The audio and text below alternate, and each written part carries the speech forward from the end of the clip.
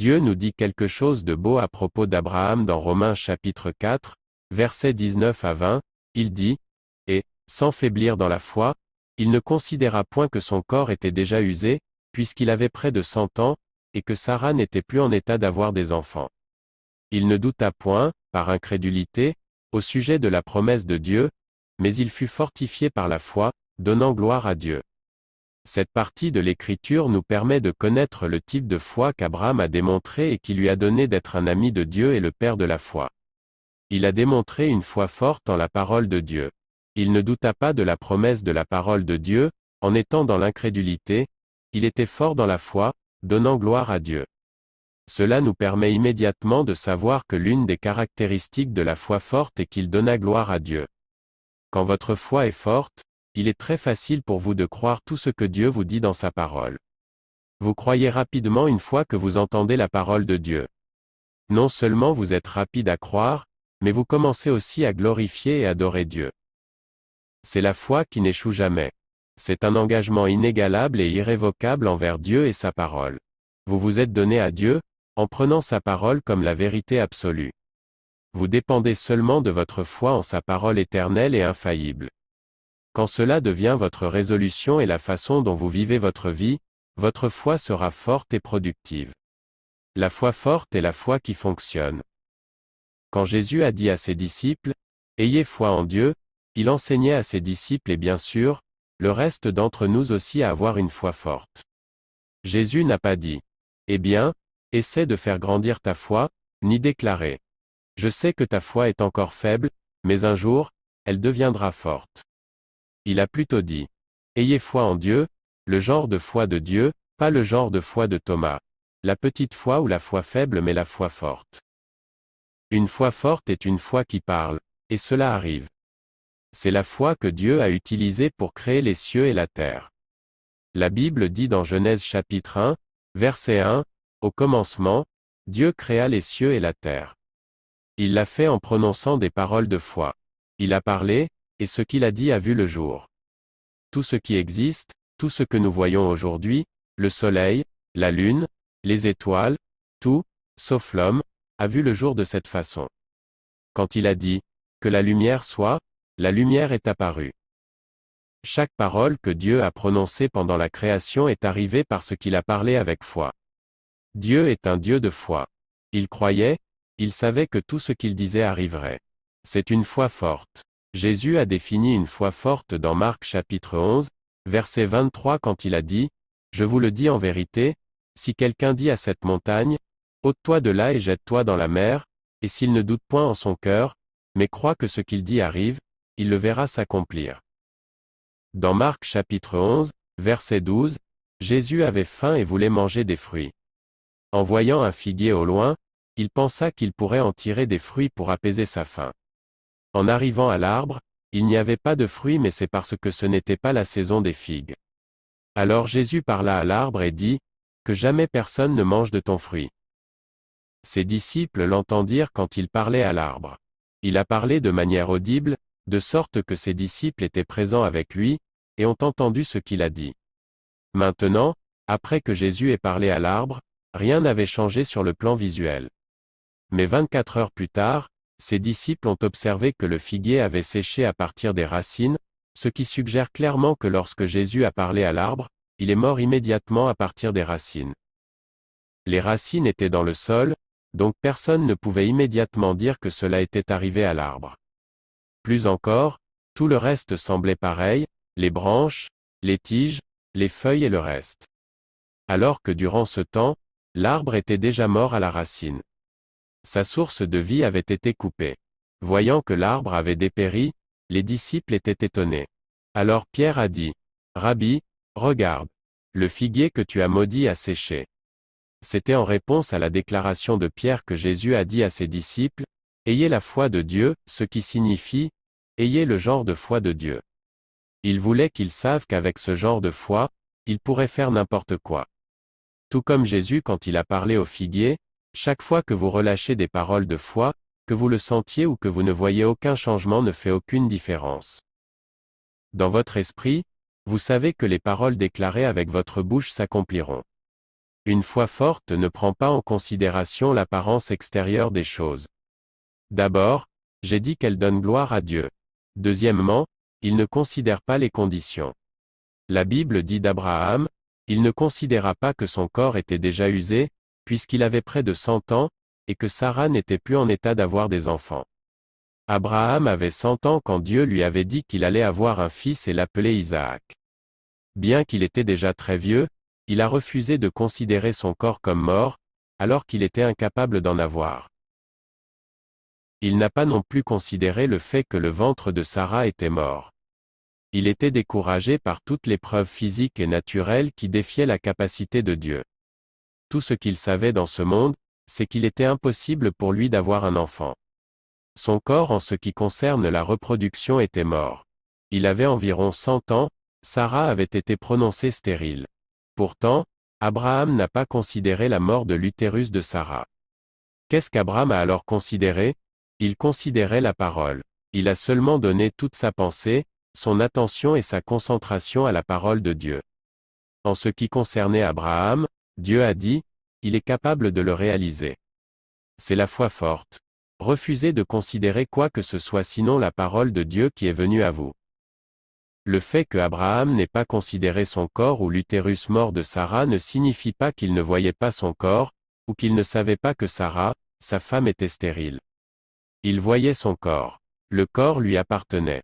Il savait que son corps était devenu vieux et fragile, il pouvait le sentir et pouvait le voir.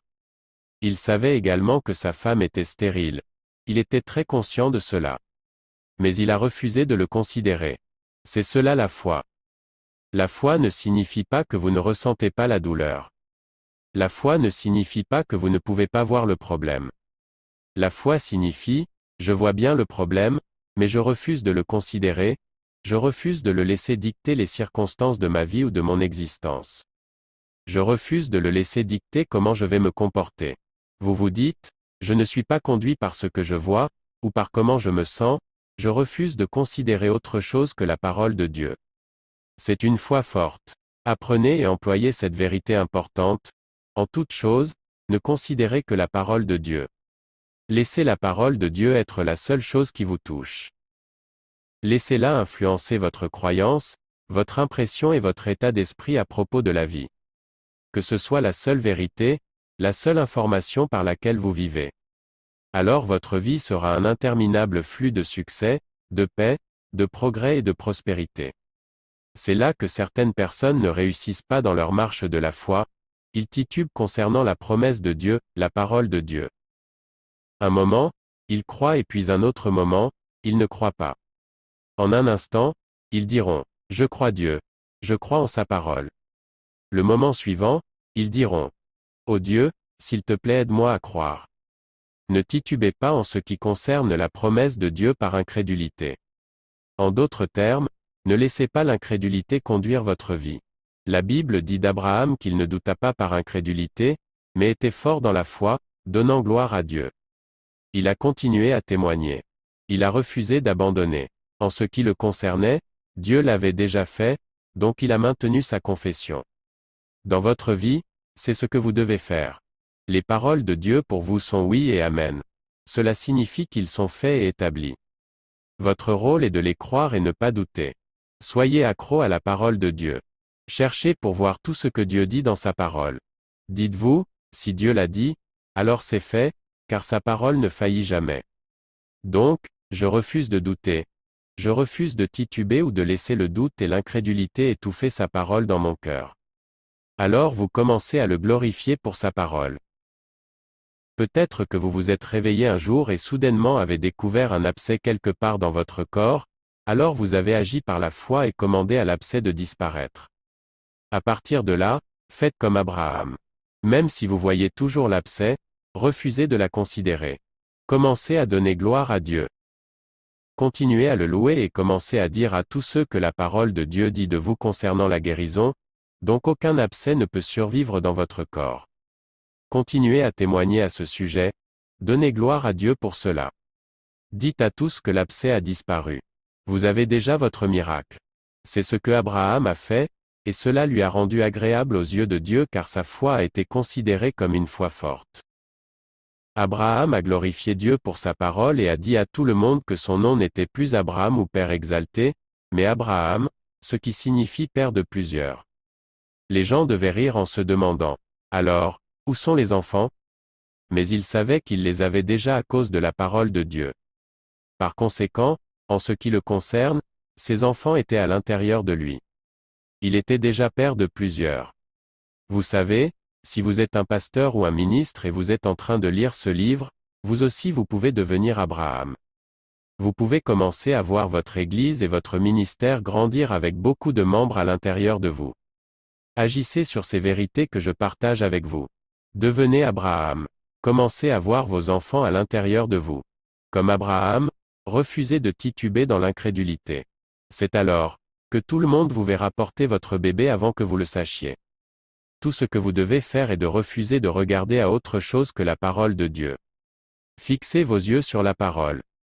Vous savez, l'incrédulité est un esprit. La peur est aussi un esprit et ils essaient d'attaquer les gens. Quand la peur ou l'incrédulité vous attaque, agenouillez-vous devant Dieu, mettez votre Bible devant vous. Ne faites seulement que lire ou méditer les Écritures, mais commencez aussi à les déclarer. Commencez à les déclarer jusqu'à ce que vous soyez complètement saturé. La Bible dit, quand les nuages sont pleins de pluie, ils la répandent sur la terre, et si un arbre tombe, au midi ou au nord, il reste à la place où il est tombé. Ce qui signifie qu'il y aura un débordement. C'est lorsque vous devenez pleinement persuadé. C'est la troisième caractéristique d'une foi forte. Quand votre foi est forte, vous êtes pleinement persuadé à propos de la parole de Dieu. À ce moment, aucun démon ne sera en mesure de vous faire douter en ce qui concerne la parole de Dieu. Vous savez que vous avez votre miracle, indépendamment de ce que les circonstances disent. Vous venez avec la connaissance que quoi que Dieu ait promis, il est fidèle et capable pour l'accomplir. Donc vous êtes imperturbable. Vous êtes en paix parce que vous savez qu'il a fait. Gloire à Dieu. Abraham était pleinement persuadé que ce que Dieu avait promis, il était aussi capable de l'accomplir. C'est une foi forte, et c'est cette foi qui opère. Vous savez, vous ne pouvez pas être totalement persuadé lorsque vous écoutez les mauvaises histoires des gens. Vous ne pouvez pas construire la foi qui fonctionne quand vous écoutez tout sauf la parole de Dieu. La peur vous dominera. Les hommes parlent de la peur. Mais Dieu parle de la foi. Pour que vous puissiez construire votre foi à ce niveau, où vous êtes pleinement persuadé et convaincu de la parole de Dieu vous concernant, vous devez continuer à écouter la parole. Gardez la parole de Dieu en vous. N'autorisez pas les informations des journaux, qui sont toujours chargés de peur et d'incrédulité vous faire douter de la parole de Dieu. Quand vous écoutez les nouvelles à la télévision, vous entendrez beaucoup de paroles inspirant la peur. Mais lorsque votre esprit est dominé et contrôlé par la parole de Dieu, vous deviendrez complètement persuadé. Jusqu'à ce que vous soyez totalement persuadé, vous pouvez vivre dans la peur. Vous serez incertain et non convaincu de la parole de Dieu. C'est quand vous commencez à vous demander, je me demande si cette parole que j'ai confessée il y a longtemps va vraiment se passer. Réalisez cela en continuant à bombarder votre esprit de la parole de Dieu, vous serez complètement persuadé à propos de la promesse de Dieu au point où il deviendra la seule chose à laquelle vous pensez et à laquelle vous parlez. C'est alors que le doute et l'incrédulité quitteront complètement votre vie. Jésus a dit, si quelqu'un dit à cette montagne, ôte-toi de là et jette-toi dans la mer, et s'il ne doute point en son cœur, mais croit que ce qu'il dit arrive, il le verra s'accomplir. Le doute ou l'incrédulité est le plus grand voleur des bénédictions de Dieu. Il dit que quand vous ne doutez pas dans votre cœur, tout ce que vous dites avec votre bouche s'accomplira. Pour que cela arrive, vous devez être pleinement et complètement persuadé. Vous devez monter la garde de votre cœur en disant, aucun doute n'est permis. C'est ce dont vous avez besoin si vous avez été diagnostiqué avec le cancer, le sida, le diabète ou tout autre type de maladie ou d'infirmité. On vous a peut-être dit qu'il est impossible pour vous d'être un succès en quoi que ce soit dans la vie. Vous n'avez pas besoin de prier. Vous n'avez pas besoin de pleurer, mendier ou chercher l'aide d'un homme. Au lieu de cela, commencez à méditer sur la parole de Dieu. Devenez totalement persuadé de ce qu'il dit. Devenez pleinement persuadé que vous êtes un succès. Vous avez un excellent esprit et avez été ordonné pour prospérer en toutes choses. Devenez pleinement persuadé que vous n'êtes pas malade en cherchant la guérison. Devenez pleinement persuadé que vous êtes une nouvelle créature, un participant de la nature divine.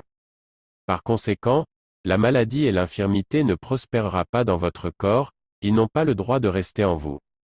Devenez pleinement persuadé de ces choses.